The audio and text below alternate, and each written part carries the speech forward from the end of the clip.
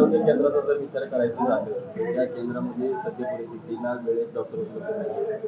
त्या केंद्रामध्ये औषधांची जी खऱ्या अर्थानं वानवा आहे त्या दृष्टीनं जसं की मी आधीच सांगितलं की त्या एका ह्याला एक काय म्हणतात त्याला, जेवढं फॉरवर्ड बनवता येईल, जेवढ्या अत्याधुनिक तिथे मशिनरीज आणता येईल तेवढ्या नक्की मी हे करेन. डॉक्टरची समस्या आपण आपल्या सरकारमध्ये आपले आबा आहेत त्यांच्या माध्यमातून ही आपली समस्या नक्कीच त्यांच्या पुढे ठेवूया आणि तिथे जेवढे चांगले डॉक्टर, क्वालिफाईड डॉक्टर आणता येतील याचा नक्कीच प्रयत्न करूया.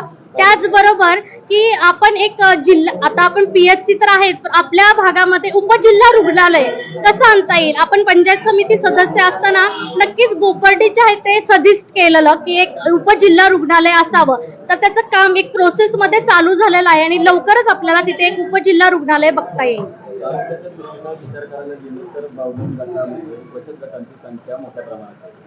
बचत गट कार्यरत आहेत त्यांच्या माध्यमातून आपण विविध उद्योग बचत गट करतो, मात्र त्यांना हक्काचं मार्केट मिळत नाही. त्यासाठी तुम्ही काय करता?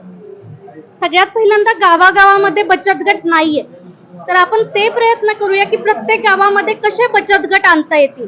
त्यानंतर महिलांना प्रशिक्षण कसा देता येईल की वेगवेगळ्या बऱ्याच शैक्षणिक शासनामार्फत योजना येतात पण त्या आपल्या महिलांपर्यंत पोहोचत नाहीत, तर ते आपल्या महिलांपर्यंत कसे पोहोचवता येतील, त्यांना ते प्रशिक्षण कसं देता येईल किंवा त्यांच्यासाठी लागणारे जे छोटे छोटे उद्योगधंद्यांसाठी लागणारे जे फंडिंग असेल ते शासनामार्फत कसं पोहोचवता येईल याचा नक्कीच विचार करूया. राष्ट्रवादी पक्षाच्या माध्यमातून यापूर्वी या भागात झालेली विकास कामे आणि तुमची भविष्यातली काम करण्याची पद्धत यात काय फरक आहे? काय फरक असणार असं नका विचारू, काय करणारे असं विचारा. नक्कीच आपण आधी पण प्रामाणिकपणे काम केलेलं आहे. तेच आपण आपले आबा असतील, मकरंद आबा असतील, विराज भैया शिंदे असतील या आणि माझ्या आपल्या जिल्हा परिषदेच्या माध्यमातून नक्कीच जेवढ्या समस्या प्रामाणिकपणे सोडवता येतील त्या सगळ्या सोडवण्याचा आणि आपल्या भागाला, आपल्या बावधन गटाला एक रोल मॉडेल बनवण्याचा नक्कीच प्रयत्न करूया. टीका करताच येणार नाही, कारण मी ह्या बावधन गटाची सून आहे. त्यामुळे मी असंच म्हणेन की सून या कर्तव्याने जेवढं माझ्या लोकांचे सेवा करता येईल तेवढे सेवा मी करेन. टीकेला उत्तर द्यायचे माझे हे नाहीये, कारण मी ऐकतच नाहीये टीका. मी काही चांगलं काम करेन आणि काय करू शकेल हेच मी सगळ्यांना सांगत आहे. शेवटचा प्रश्न, बावधन गटासाठी मतदारांनी तुम्हाला का निवडून द्यावं आणि तुमच्याशी कोणती खास आश्वासनं आहेत जी तुम्ही पूर्ण करणार आहे आणि मतदारांना काय आव्हान? मला आश्वासन द्यायचे नाहीयेत, मला कामं करून दाखवायचे.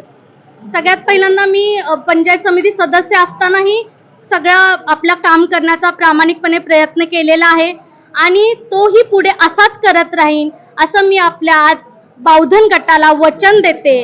आणि आपल्या सगळ्यांचा आशीर्वाद घेऊन आपल्या भागात कोणतीही समस्या असून मी तुमची हक्काची सून म्हणून नक्कीच माझ्यापर्यंत या. मी कधीही कोणत्याही वेळी अवेलेबल असेल तुमच्यासाठी, कारण तुमच्या हाकेच्या अंतरावरती मी आहे.